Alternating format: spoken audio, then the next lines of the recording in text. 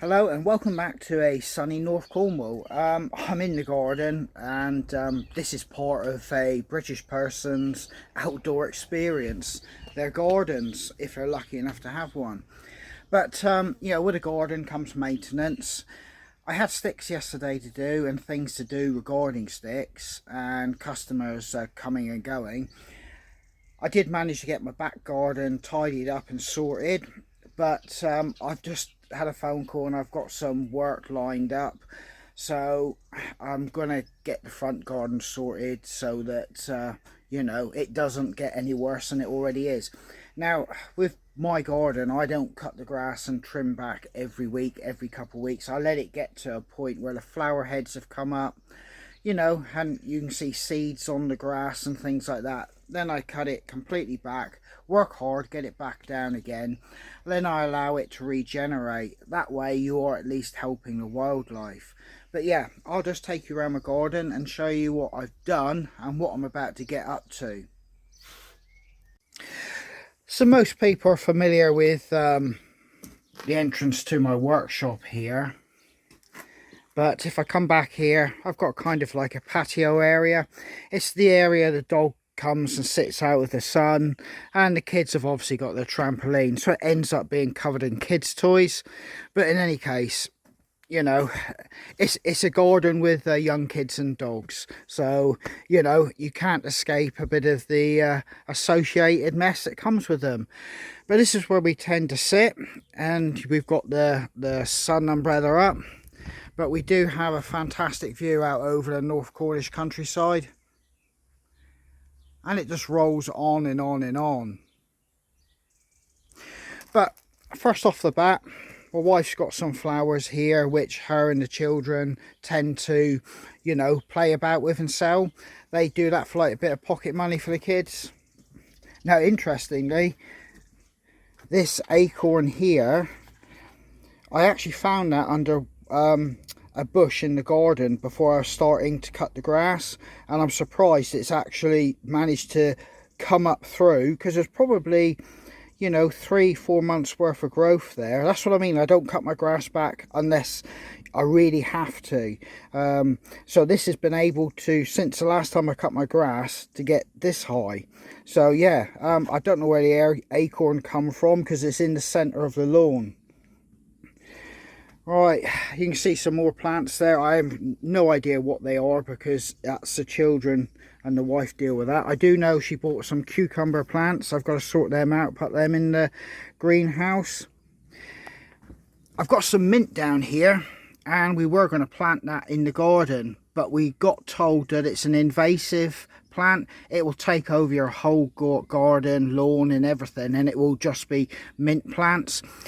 So we've kept them in the actual tubs, and there's this nice minty pungent smell coming up from them at this moment. It's really nice, and if you crush one of the leaves, you get a real big strong smell.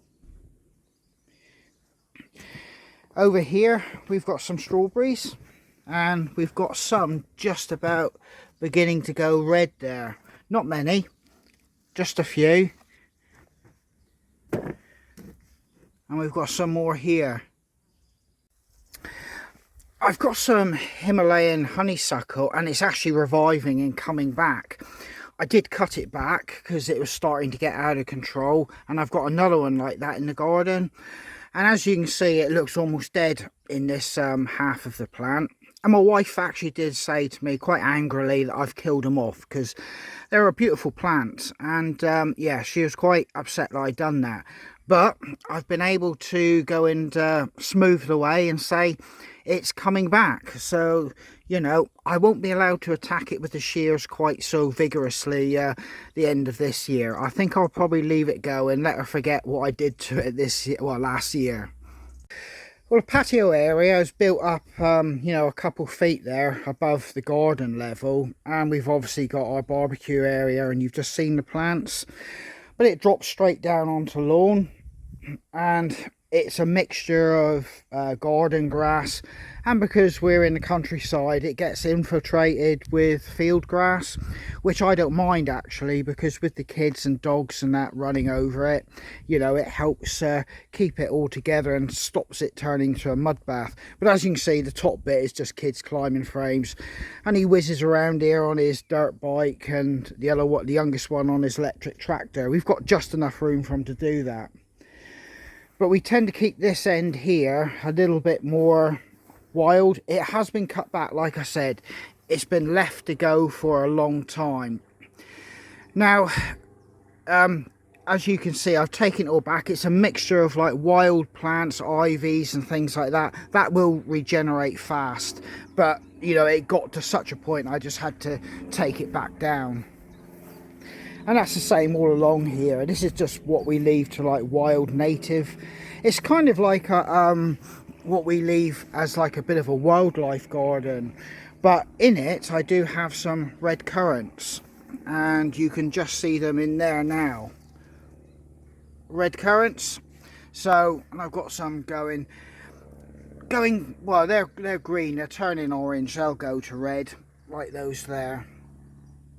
And I've got other honeysuckle type plants there, and I'm not sure what variety that is. Now this is another one of those Himalayan honeysuckles, and as you can see, it looks dead, and yeah, my wife was totally distraught. But yet again, this one's starting to throw shoots. So, you know, I'm treating this with kid gloves. I really want this to come back and to put myself in my wife's good books.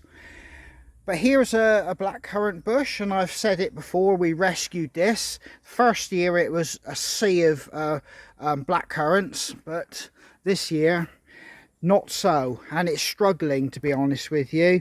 I don't understand why one year it'd be absolutely tip-top, and then this year it's just struggling. There is the odd berry in amongst it, if you can see here, but not like it was before. It was a sea of green and black currants everywhere. But I'm hoping I can revive it. I'm doing everything I can, so I'll have to wait and see if I can bring that back to its former glory. So this is a rhododendron bush, and I found that little oak tree sapling just down there. So I'm like I said, I'm totally surprised that it's alive.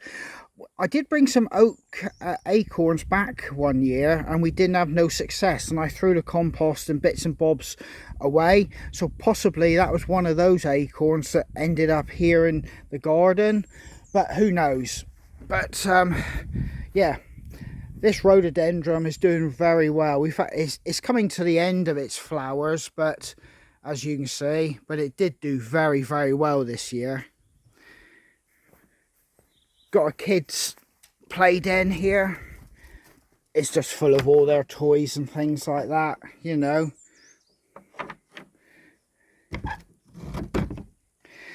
And yet again, more plants.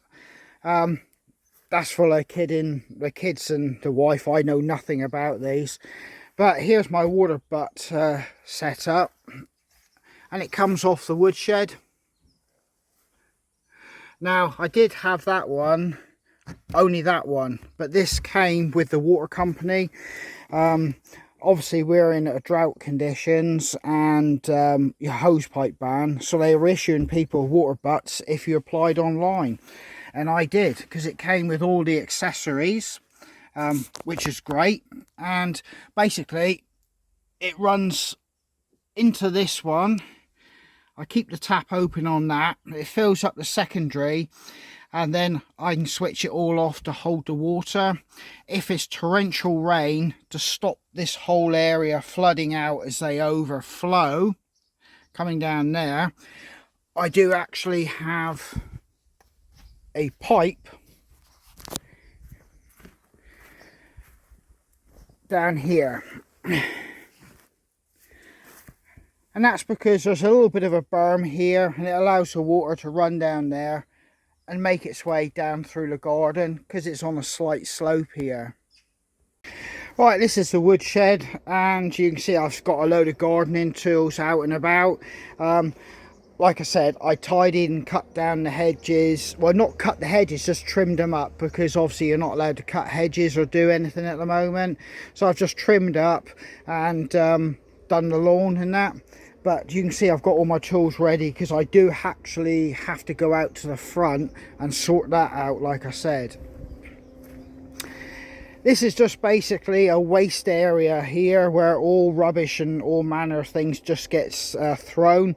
It's hidden away, but I do need to sort it all out. A lot of it is of no, well, use or value now.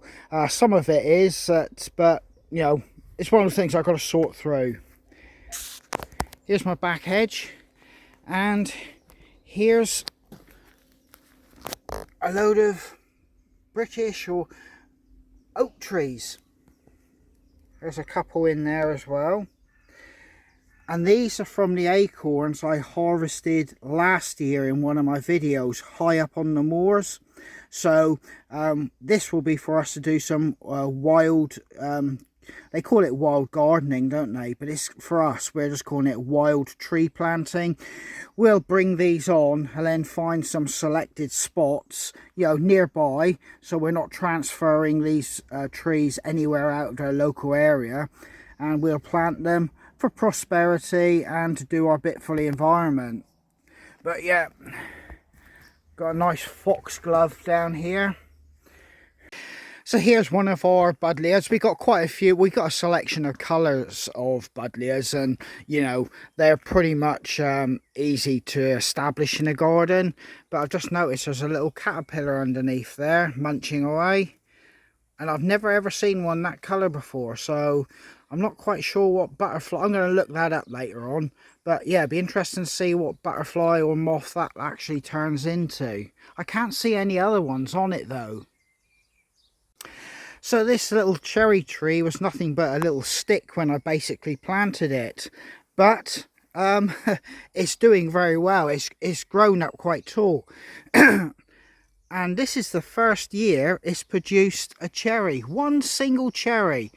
So I look forward to the years it produces more. But, you know, it's just starting to go off colour as well, more to like the reddy colour. It's got a bit of an orange tint to the bottom of the actual berry or cherry, and I'll be interested to try that. I've claimed that before the wife and the kids. I want to try that cherry.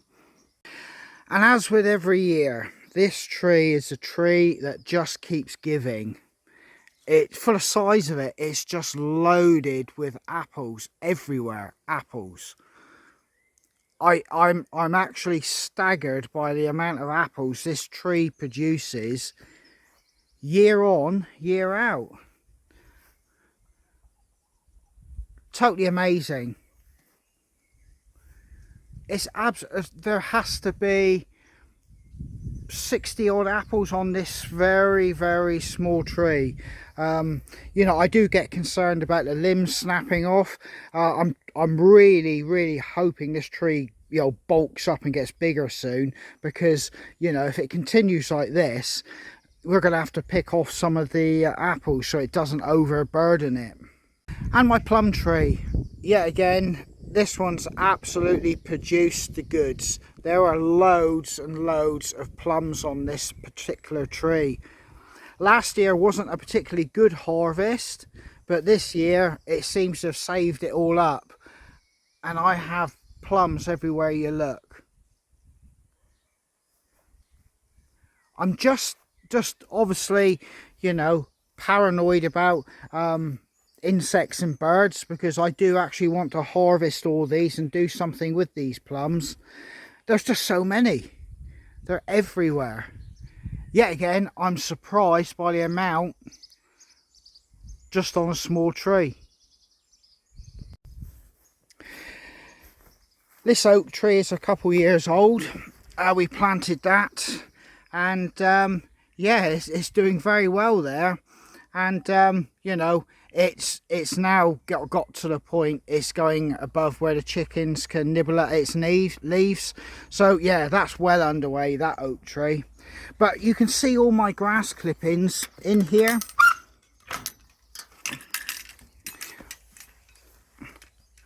in a few weeks time they would have rotted and trampled and put all this down, and you know, it just recycles the grass from our lawn and it recycles them into eggs.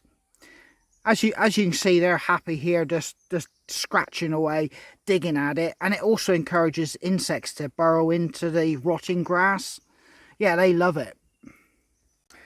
So this part of my garden, I had basically a hole in the hedge, and that was from basically grass clippings from previous tenants putting over the hedge, and it pretty much sterilised the whole area. Nothing was growing.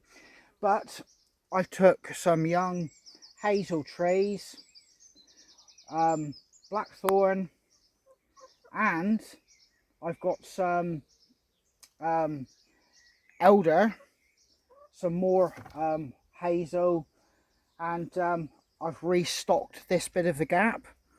And out of them all, there's only one that's failed, so I'm pretty pleased with that. It just shows, you know, because they're all native and they're from just you know, a few 100 meters away, so you know, it is exactly what is in this hedge already, just I've established it before nature could do it, and it's really taking off. And I'm going to be able to remove those aluminium ladders which I put there basically just to stop the dog going out into the field. Now in this bottom part of the garden, you know, it's shaded by this big sycamore tree. I've got some blackthorn, hawthorn and holly in the hedge. But if you come down around the back of the chicken run, I've got a big blackberry bush, but I've also got raspberry bush, and it's really bushing up, and I've got loads of raspberries coming on it, so I can't wait to try them. The kids can't wait either. So yeah, you know, we're utilising all our space that we do have open to us here. Yeah, so this is my back garden and what I was working on yesterday afternoon. The chickens have got shade underneath there, so you don't have to worry about them. But I got unchecked eggs. I've got 4 eggs. I'll get those in a moment. I'll drop them otherwise. But yeah, this is my back garden, and it's a typical from housing stock of the era. This was built probably 1 or 2 years after the war for the returning men to come back and work on the land in the villages, because we were still having food rationing and that, so the priority was to get people back out in the countryside working. So we have a variety of fruits like strawberries, black currants, red currants, you know, pears, apples, plums. You know, it's not enough to be self-sufficient, but it's enough for us to taste something we've grown ourselves. Back in the day, there would have been chickens here like you've seen we've got, possibly a pig in a little shed in the bottom, and this whole back garden would have been tilled for potatoes, vegetables and things like that to help with the running costs and feeding the family. The front garden would have been pretty much left to the lady of the house to grow flowers and all things nice to be able to bring into the house for the perfume and fragrance. But that's why these houses at this particular of this era and style had such big gardens. It was quite simply to allow the people to grow their own food. And on the amount of land I have with the house, even though it's not a lot by, you know, some people's standards, it's enough that you could really help, you know, support your family if you were really efficient and put your time and effort to grow on all this. There would be no lawn, it would be dedicated to just food production. So I'm going to get up and take you out to the front. I mean, I can't sit here all day. I'm going to have to actually get on and show you what I'm doing. Like I said, I've got to do this to free up time, so I'm not going to have time in the next couple of weeks to do anything here. So I'll just show you. So here I have a grapevine, and you know, we saw a lot of those in Portugal and we wanted to get one. We have a fig tree here which is doing very well. There was figs on it till the children knocked them off, but yeah, it's beginning to really take off. And this is our kind of seating area, just to watch the world go by and the traffic. And it's really nice on a Sunday afternoon just to sit with a coffee. But as you can see, I've got a whirlwind of mess behind the oil tank I've got to sort out, and this whole hedge needs cutting back. I'm not, cutting it down, I'm just trimming it up, because as you can see, I'm not got no access to any part that I need to get to. We've got a lime tree there and a magnolia tree there, and the hot weather isn't doing it much good. We've got an Indian bean tree, I think that is. The white flowers. Yeah, she's really proud of those. And this is our vegetable garden, which is suffering due to the heat. My water butts are all but empty now, so the garden's on its own, so I want some rain. It does need some weeding, although I've been a little bit paranoid about weeding because I do not want to remove any vegetables by me thinking they're weeds. As you can see, it's a bit of a disgrace. You can see some lines of carrots there, and I'm not sure if they're Swedes, and then they're obviously potatoes, but I do need to do a lot of weeding in amongst that. But I was hoping to let the plants get a little bit bigger and more established, so I knew what I was ripping out of the ground. But in any case, you can see that there's enough there for us to enjoy a few meals from what we're growing. And you can see my front garden here is a sea of yellow.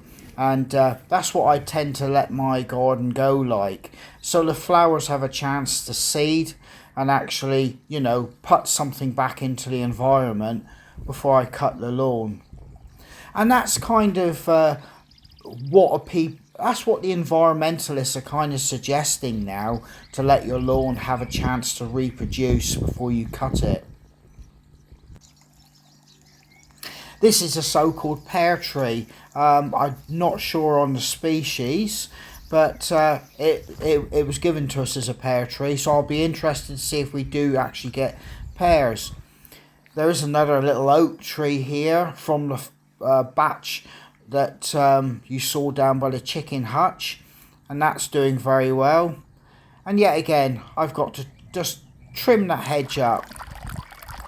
This little water fountain is excellent for bird watching. In the morning, they all come here to wash and drink. And that's another magnolia tree there. Inside the greenhouse, I have all manner of things, and I think that's beetroot. I've got some peas. I've got some lettuces.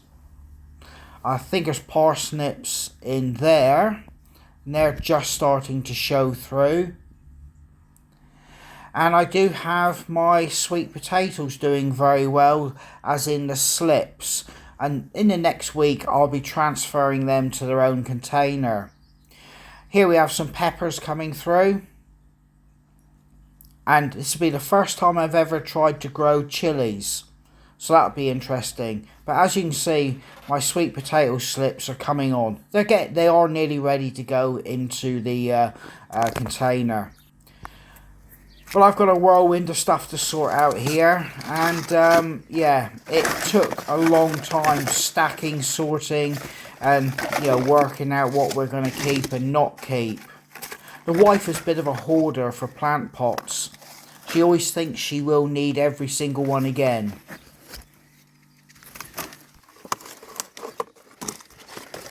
It's time now to just tidy up the hedge and get it more presentable. I'm not cutting anything away or doing any cutting.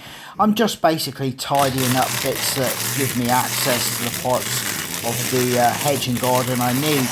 But needless to say, don't use power tools how I am and the chainsaw. So follow all safety guidelines and stay safe while using power tools. So yeah, I'm about to get all this here done. It's getting pretty hot now, and it's getting late into the afternoon, and I'm already at that point I'm thinking, I probably won't let this garden get back so bad next time. I'll keep a little bit more on top of it.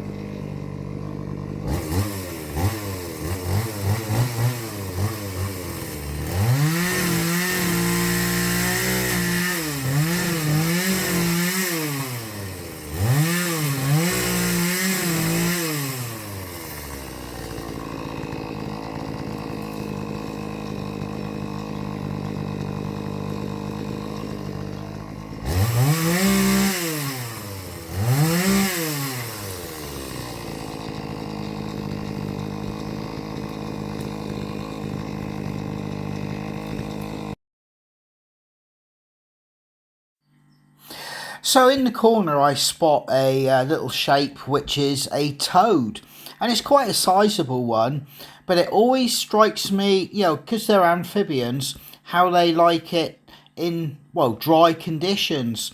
And this particular part of the garden is quite dry.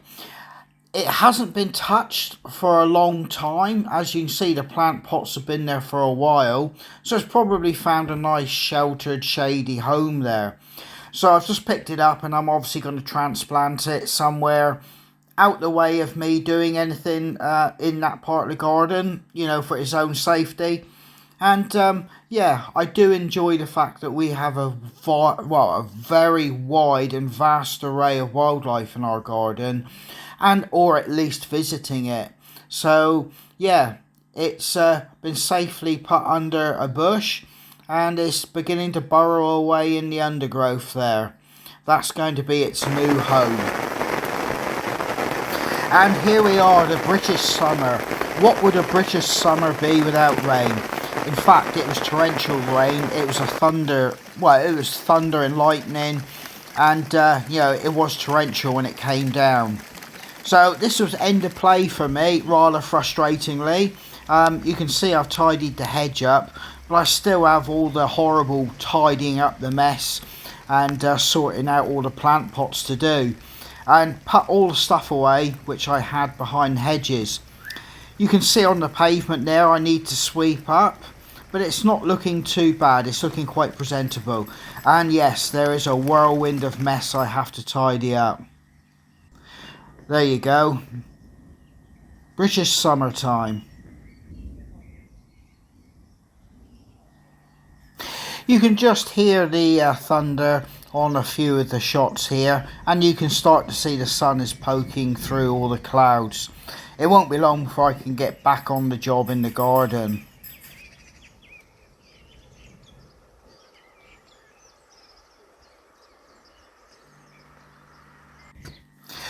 Well, the rain did lift, and I got straight on with the lawnmower. Now, as I said before, the chickens make short work of all the grass clippings, and within the month when I redo it again, this will all be just a mulch and it'll be pretty flat. They are outstanding at converting grass to actually, compost, and also to eggs for us to eat. It's a win-win, and this whole situation is pretty much how food production should be, pretty natural and organic.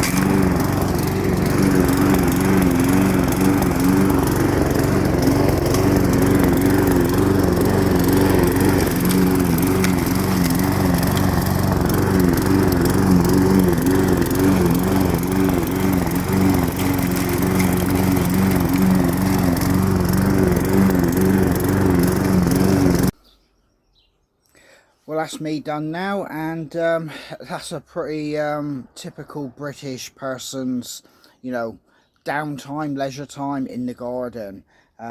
yeah, it's very British, pottering around the garden. But yeah, that's a lot of work over the last 2 afternoons. All finished, all done. I'm freed up for a good few weeks now. So yeah, all that's left to be said is take care, stay safe, and I'll catch you guys out on the trail. This is Andy from Hidden Valley Footpaths. All the best. Cheers.